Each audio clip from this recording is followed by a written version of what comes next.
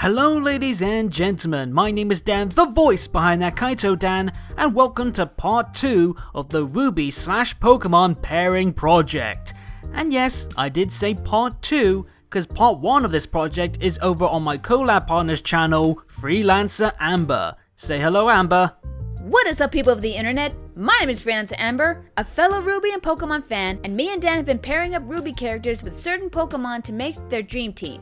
And this time, we're covering characters in volumes 4 through 6, some standabouts of volume 3 we've yet to feature, and of course, the villains. If you haven't seen part 1 yet, link is in the description down below and in the card above.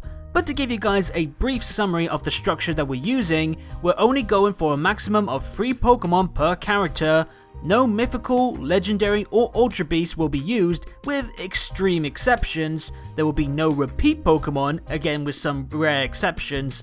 And finally, in terms of the criteria for matchups, we're looking at the RWBY characters' personalities, combat traits, design, and other notable elements that can connect to a Pokemon's standout features, Pokedex entries, or anything else that can create a connection. With that being said, let's begin. We're kicking off part 2 with the charismatic fan favourite, Mr. Roman Torchwick himself.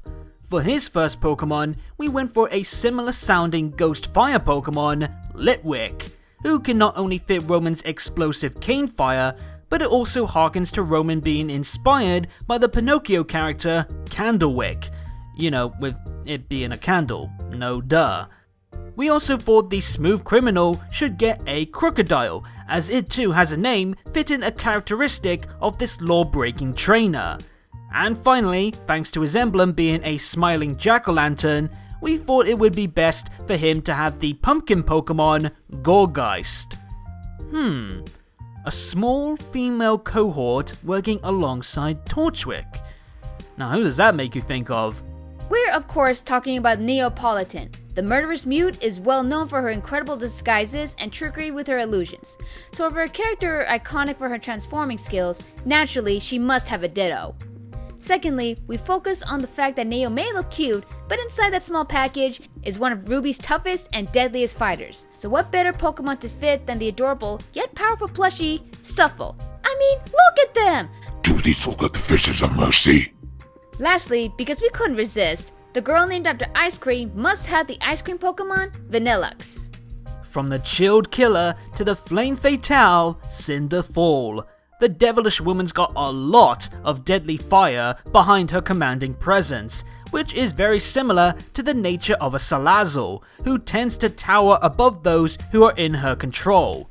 Now, even though we previously said no repeat Pokemon, we decided to bend the rules just this once, since despite Glenda already having a Delphox in her team, we can't help but give one to Cinder as well, because of the connection between the mage-based fire type and Cinder eventually gaining the magical powers of the Full Maiden. As for her third Pokemon, Cinder also gets a Houndoom, as many of its Pokedex entries mentions its flames leaving scars and pain that never goes away, much like the physical and emotional wounds that Cinder left on Beacon and many of our heroes at the end of Volume 3. Then we move on to one of Cinder's most trusted subordinates, Emerald Sustrai. The wily thief is as sharp with her pickpocketing as her blades are, so naturally, she should get a Sneasel, the dark type with several Pokedex entries highlighting its fondness for stealing and being sneaky. Another Pokemon that has its Pokedex entries as a connection to Emerald is Mismagius, the magical ghost Pokemon whose cries can cause headaches and hallucinations akin to Emerald's semblance. And then there's Sableye, the Pokemon adorned with several gems that fittingly enough appeared in the Pokemon generation that had the Emerald version. Afterwards, we have Emerald's partner who she loves to hate, Mercury Black. The cocky kicker is famous for his pumped up kicks, so don't be too surprised that his trio are all connected to Mercury's fancy feet. First, there's Hitmontop, whose rapid spins mirror that of Mercury's own mastery of the capoeira fighting style. And even though we also could have given him a Hitmonlee, since it's most known for its kicks, we decided to mix things up and go for the chicken kicker, the red hot Blaziken, who leans more to the kickboxing side of Mercury's arsenal. And to top it all off, we use Mercury's gun-powered metal limbs to recruit Theraphorn, the steel type that also loves a good spin but can also attack from afar with ranged moves like Bullet Seed, Mirror Shot, and Flash Cannon. Now for this portion, we got a double header of Melanie and Milla Malachite. Since we've rarely seen them apart during their rare appearances, we decided these two would be double battle experts in the Pokemon world, with a team that works better as a pair rather than on their own. For example, we have the Pseudo Pikachu pair, Plusle and Minun, who would use the move Helping Hand to boost their partner's next move, much like the twins do in their bouts. Another duo we picked leaned more into the sister stylish attires, that being Volbeat and Illumise, with the bug Pokemon using their aroma to attract others like we imagine the twins do while working at the club. And since they are Junior's bouncers, we made their last pair focus more on their separate weaponry, with Hitmonlee representing Melanie's literal sharp kicks and Scizor and his claws mirrored in Malicious. We of course then move on to the twins' employer, Heizhong, otherwise known as Junior. And since we're only picking 3 Pokemon for each character, we thought it would be a neat tie-in for Junior to be inspired by his 3 bears in his picks, and have each of them represent one of the bears. First, we've got Papa Bear Beratic with his ice-cold beard. Then, Mama Bear being a female Ursaring. And finally, the one most attributed to Junior himself, the rowdy baby bear Pancham. For an added connection, each bear could also represent the classic state of the porridge from the fairy tale. The hot porridge with Ursaring with her fiery rage, the cold porridge with Beratic because, well, just look at the damn thing, and the one that's just right being Pancham's. Switching from one bad bunch to another, we next turn our attention to Salem and her villainous faction, being with the Wicked Witch herself, who first has a Darkrai, another rare exception to our no legendary rule given Salem's status as an immortal, and the show's main villain opposite to her rival, Ozpin, who also has a legendary, with the pitch black Pokemon representing Salem's ties to the shadowy and vicious Grimm. Her second Pokemon pick, that being a Bannet, could fill in as the symbol of Salem being the puppet master pulling the strings behind her group's evil schemes, and since Cinder in the show has a creepy Sea Grimm by her side, how about her last Pokemon be the psychic type with its own unsettling tentacles, Malamar? First up from Salem's lot of lackeys, it's the one most loyal to his queen, Tyrian Callows. Everyone's favourite freaky faunus villain obviously needs some kind of Pokemon fitting his scorpion nature. So for that, we picked a Drapion, the menacing ogre score Pokemon with claws similar to that of Tyrion's weapons. Then for the killer's unsettling personality and hunter-like stalking in the shadows, Tyrian also gets the iconic Spectre with its own devilish grin. That is, Gengar. And last but not least, he also has a Toxicroak, who is nimble enough to get in close and make even a scratch from its poison jabs leave you lying on death's door, just like Tyrian did to Crow back in Volume 4. Trading killer moves for killer wits, next up is the tech hand of Salem's lot, the disgraced doctor, Arthur Watts.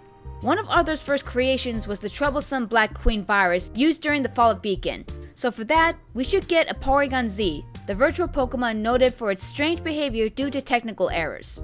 Another Pokemon based on Watts' scientific background would be a Magnezone, which has several Pokedex entries mentioning failed attempts by scientists to make it evolve, which would harken to Arthur being described as a disgraced Elysian scientist. Finally, he should get an Alolan Golem, not just because of its own incredible facial hair, but because it looks like a fusion of a living being and science just like Tyrian does thanks to the doctor's aid in giving him a new metallic stinger. Going now from brains to brawn, we focus on the Man Mountain, Hazel Rainart, who first off should have a Hariyama, as it too is a hulking creature who fights mainly with its hands. Saying that, Hazel is someone who would rather avoid conflict if necessary, which we think would make for a good match then with Heracross, the bug Pokemon who is also very docile at points until you go after its honey. If you do, then don't be surprised if the gentle giant becomes a raging beast, as seen when Hazel jacks himself up with dust once he came across Ozpin. And that unstable rage connects in with his last Pokemon, the temperamental Primeape, the Pokemon known for its chaotic anger and passion for stealing young trainers' hats. Now, this next character may have been an unwilling servant of Salem's for a short period of time, but he did still aid in her schemes affecting Haven. We're of course talking about Haven's headmaster, Professor Leonardo Lionheart. When we think of this guy, two of his most dominant traits come to mind. The fact that he's a lion faunus, and the fact he gave new meaning to the name Cowardly Lion with his sheepish submission to save his own skin. So both his Pokemon representing these two characteristics, the most obvious one being a male Pyroar for his faunus inspiration, while the other is symbolized by a Crustle, the Pokemon so buried under the dirt that once you break through its defenses, you see the vulnerable being lying underneath. Now how's that for symbolism? Now we turn our attention to several characters tied to the White Fang, beginning with the chieftain of Menagerie and ex-high leader, Gira Belladonna.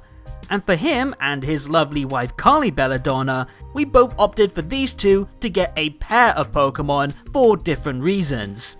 Gira's first one is the heavyweight fiery feline of the Alola region, Incineroar, as both he and Gira are two massive cats who fight with their bare claws, while Gira's second pick is a Nidoking, to represent Gira's role as the leading figure of the faunus safe haven. As for Kali, she would get a Nidoqueen, seeing as she is Gira's wife and the matriarch of the Belladonna household, whereas her husband had a bulky brawler cat to represent his fighting style and faunus trait. Kali, we decided to get the homely cat that is Glameow, since she isn't so much a fighter and is more of a housewife. That is, until you attack her home, in which case, beware of her mastery with a tea tray. Now it's time to talk about quite the polarizing character in the White Fang's resident renegade, the bull-headed Adam Taurus.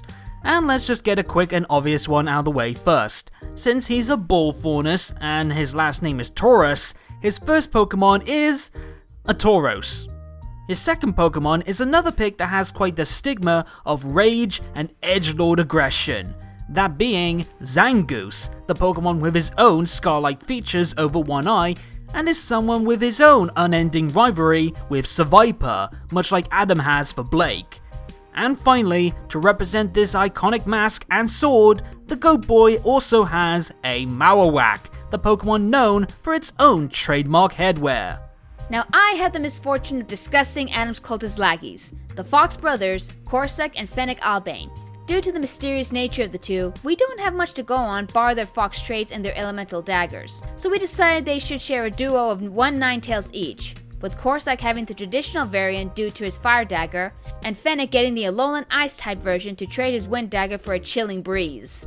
Let's zip through some pairs now for White Fang characters, starting with the dearly departed ex-high leader, Sienna Khan.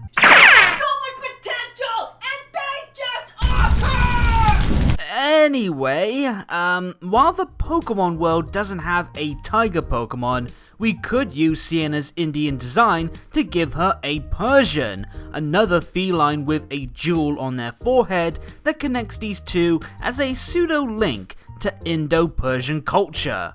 Afterwards, it's the fan-fave chameleon girl, Ilya, who obviously must get a Kecleon due to their animal links, though she also gets a Heliolisk, another lizard-based creature that can represent her shocking whip thanks to its electric typing.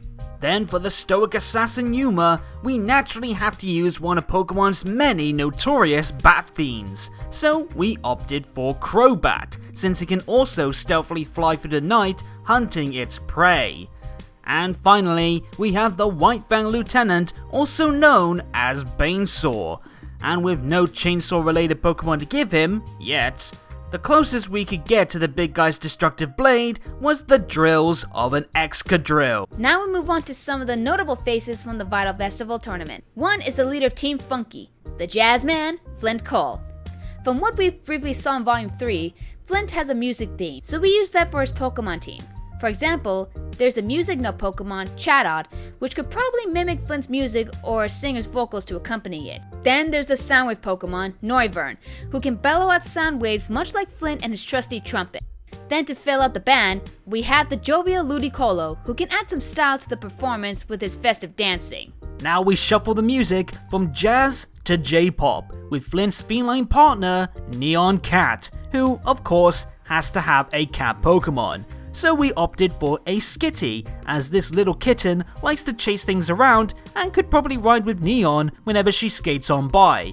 Not to mention, in the Pokemon anime, May's Skitty liked to get itself into trouble with other Pokemon, something that Neon was famous for doing in the tournament. That's also why we think she could also get a Mawile, as it's a cute looking Pokemon with one hell of a big mouth. But Neon isn't all about just rolling around or getting on people's nerves, she's also very skilled with her nunchucks. So to make sure she never misses a beat, we gave her a Pokemon that can smack you around and leave you frozen stiff. That being the Ice-type Vixen, Jinx.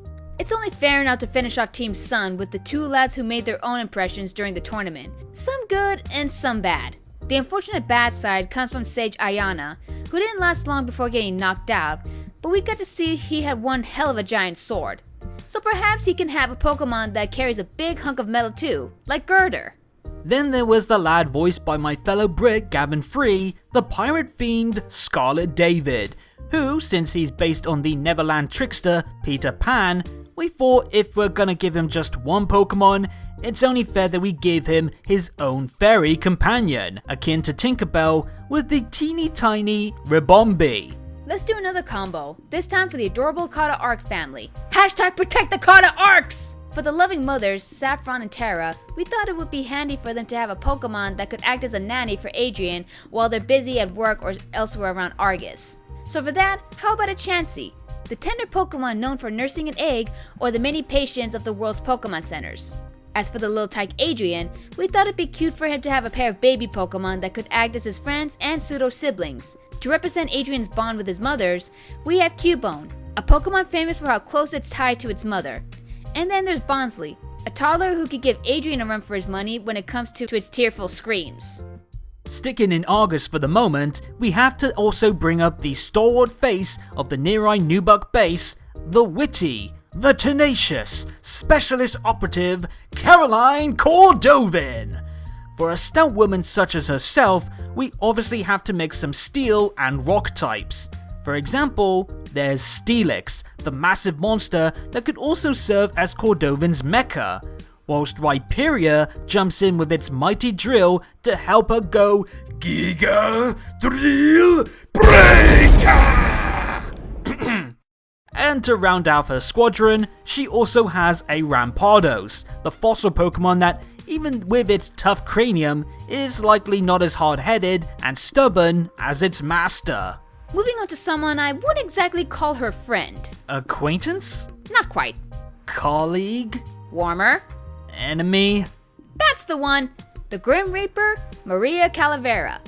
The much-loved old lady of the heroes has a strong trio of Pokemon that ties into her legacy and her design, such as Duskull, an obvious connection to make with Maria's skull motif, which also works into her Day of the Dead theming. Next up, an Alolan Marowak, the Ghost Fire variant that, much like Maria did in her heyday, fought with the dual-sided weapon while rocking a badass mask. And finally, to help her in her current blinded state, she has a Noctowl. Fitting not just for owls being often seen as a wise creature full of sagely wisdom, but also cause its Pokédex entries talk a lot about its special eyes that could help Maria see better. From the old to the young, we now switch to our favorite farm boy, Oscar Pine. While he may not have the Protection Squad or Ozpin to help him in any future Pokemon battles, we decided that he should have the likes of Mudsdale, tying back to his humble farmland origins, as well as a Farfetch'd, since both use a blunt stick as a weapon in some fashion, and finally, the youngster gets an Eevee. Not just because I'm working with Amber here, Damn straight! but also because, much like the cute little Pokemon itself, Oscar is full of potential that's ripe for growth.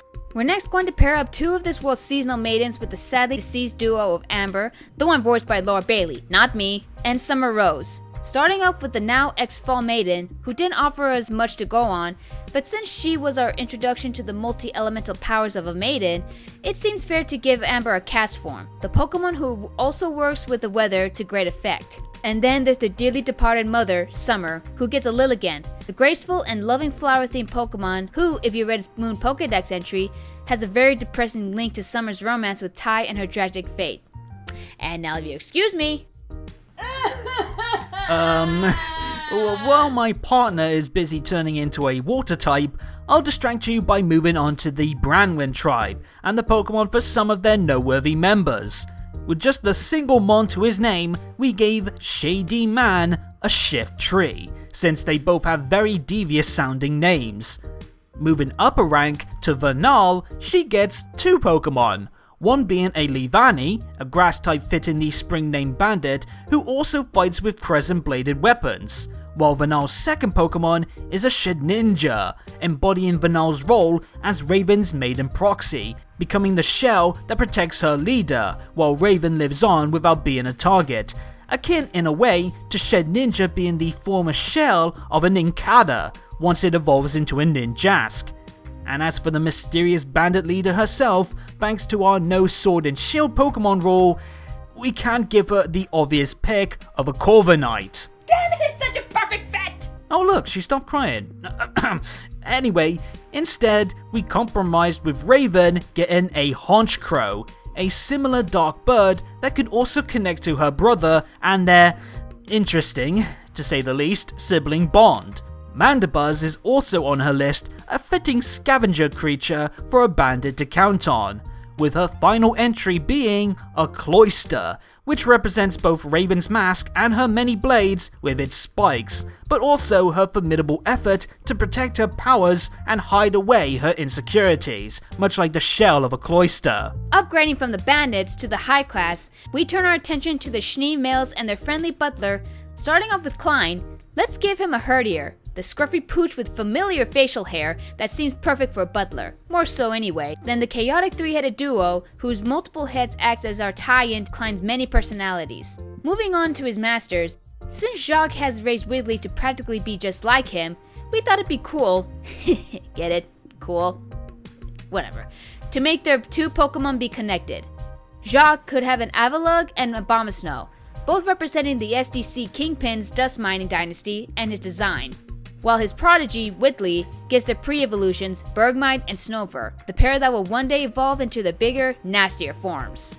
Let's wash the taste of hypocrisy out of our mouths by moving on to a more loving and supportive family with Ren's parents, Lee and Ann.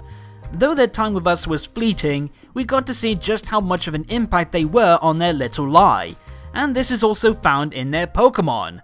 Lee getting a Decidueye not just for being a fellow archer, but also for his focus and drive in combat, whilst Ann captures her son's softness and composure with having a Hoppip, a sweet connection between mother and son too, thanks to their talk about river flowers in the flashback episode. Nearing the end now, we quickly move on to the cunning information broker of Haven, Little Miss Malachite, who we decided has a pair of purple Pokemon thanks to their shiny forms. Numero uno being, of course, an Ariados, given the whole spadas thing she has going on, and then for a smug woman like herself, she also has a Purugly, a fat cat that takes no BS from anyone.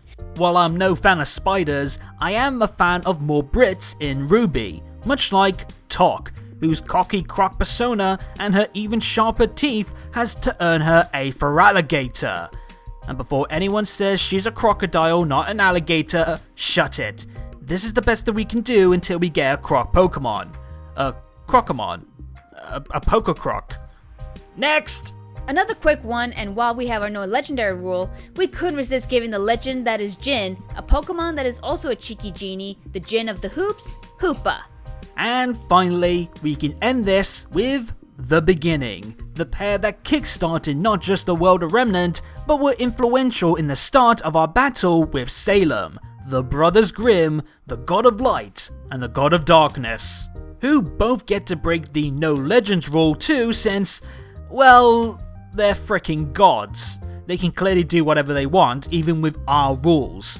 So let's give the god of light the Pokemon world's version of God in Arceus, while his brother, the god of darkness, gets the ruler of the distorted dimension world, the shadowy beast that is Giratina. Thank you guys so much for watching part 2 of this project. Like in part 1, our picks for each character is simple and not in a lot of details, but we hope you understand our choices. Me and Dan have worked so long on these, but it was worth all the time and effort, and I would like to thank Dan for working with me on this little project. It's been fun working with a fellow RWBY and Pokemon fan, and hopefully one of the many collabs we will do in the future. I know I'm down for that, and just like Amber said, thank you guys so much for watching our shared rambles and pairing ideas. And also a big thanks to Amber for bringing me on board for this. It's been an absolute blast, and if you haven't become a fan of her other content by now, I highly suggest that you do. Amber's an absolute champ, and you should definitely go watch more of her videos. Aw, thanks Dan! Before we end this, what do you think about our suggestions on these pairings? Do you agree with our choices? Are there Pokemon that you think are better suited to them, and if there are, what would they be and why? And what do you think their full team would be? Let us know in the comments below. And while you're at it, let us know if you would like us to do a bonus video using only Pokemon from Sword and Shield. If you enjoyed the video, leave a like, hit subscribe, and ring the bell on both our channels to get notified on our next videos. So remember to stay awesome, be nice to animals, don't be dicks, keep moving forward, And have a good day or good night. And peace out.